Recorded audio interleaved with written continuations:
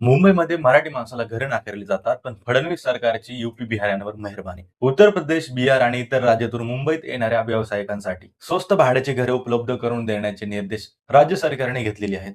नमस्कार मित्रांनो, मी जीवन आणि स्वागत आहे तुमचं जीवनगाडी ओरिजिनल या युट्यूब चॅनलमध्ये.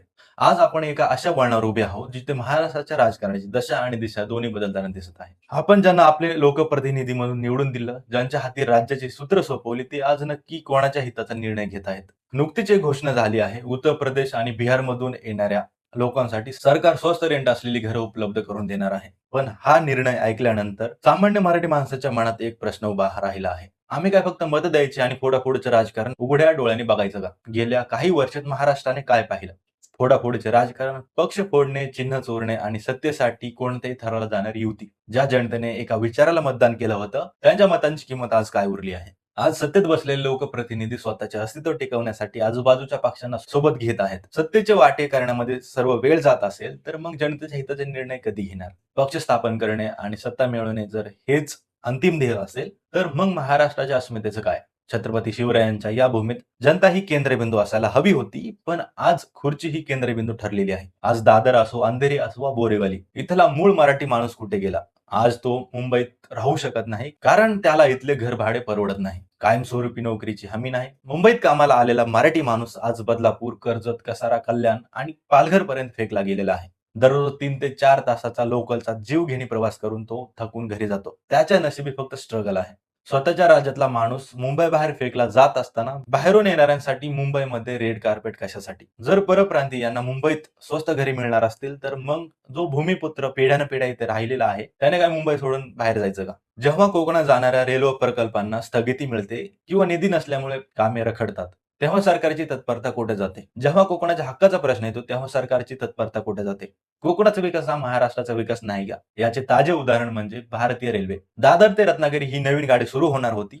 ही गाडी सुरू झाली असती तर ठाणे आणि मुंबईतल्या हजारो कोकणकरांचा प्रवास सोयीस्कर झाला असता. पण आपल्या हक्काची ही गाडी प्रशासनाने बंद करून ती थेट दादर ते गोरखपूर शहराकडे वळवली. पण यावरती मुख्यमंत्री आणि उपमुख्यमंत्र्यांनी एक शब्द देखील बोलला नाही. महाराष्ट्रातील शेतकरी आज संकटात आहे. कर्जमाफीचे निर्णय असोत किंवा पिकाला हमीभाव देण्याचे प्रश्न असो.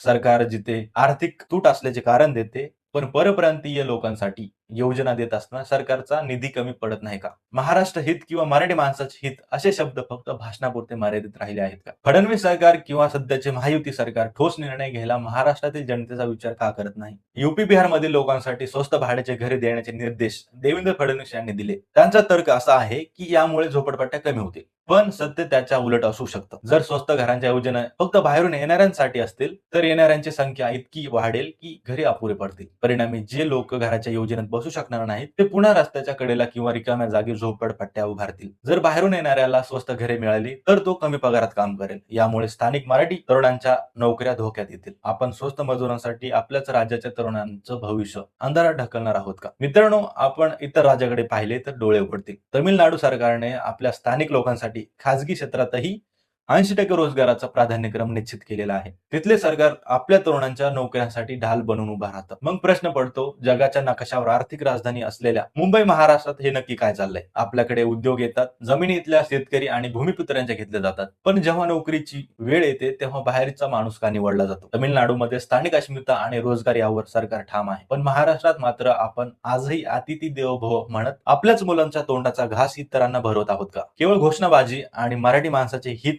म्हणण्यापेक्षा तमिळनाडू सारखे ठोस कायदे करून महाराष्ट्रातील तरुणांना 80% रोजगाराची कायदेशीर हमी सरकार का देत नाही? जर इतर राज्य स्वतःच्या लोकांसाठी आरक्षण आणि प्राधान्य देऊ शकतात, तर मग महाराष्ट्र सरकारला अशा निर्णयाची भीती का वाटते? जगाच्या पाठीवर असे एकही राज्य दाखवा जिथे सरकार स्वतःच्या राज्यातील लोकांपेक्षा शेजारच्या राज्याच्या लोकांचा जास्त विचार करतं. जर राज्याचे मुख्यमंत्री असूनही आपली प्राथमिकता परप्रांतीय असतील, तर महाराष्ट्रातील जनतेने कोणाकडे पाहायचं? महाराष्ट्रातील जनतेने आता विचार करायची गरज आहे. आपण कोणाला निवडून दिलेलं आहे?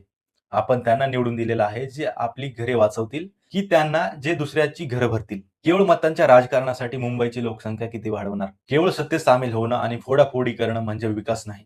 विकास तो असतो जो सर्वात शेवटच्या रांगेत उभा असलेला मराठी माणसाच्या डोळ्यातील अश्रू पुसतो. मुंबई ही महाराष्ट्राची आहे आणि राहील, पण ती फक्त नकाशावर राहून चालणार नाही. ती मराठी माणसाच्या खिशात आणि नशिबातही असायला हवी. जर सरकार आपल्या हिताची निर्णय घेत नसेल तर लोकशाहीत प्रश्न विचारण्याचा हक्क आपल्याला आहे. हा विषय फक्त राजकीय नाही तर तुमच्या अस्तित्वाचा आहे. यावर विचार करा, चर्चा करा आणि आपली मतं मांडायला शिका. जर आपण आज गप्प बसलो तर पुढची पिढी आपल्याला माफ करणार नाही. सरकारचा हा निर्णय योग्य आहे की अन्यायकारक? कमेंटमध्ये तुमची भूमिका नक्की मांडा आणि अशाच माहितीसाठी जीवनगाडी ओरिजिनल या YouTube चॅनलला सबस्क्राईब करायला विसरू नका.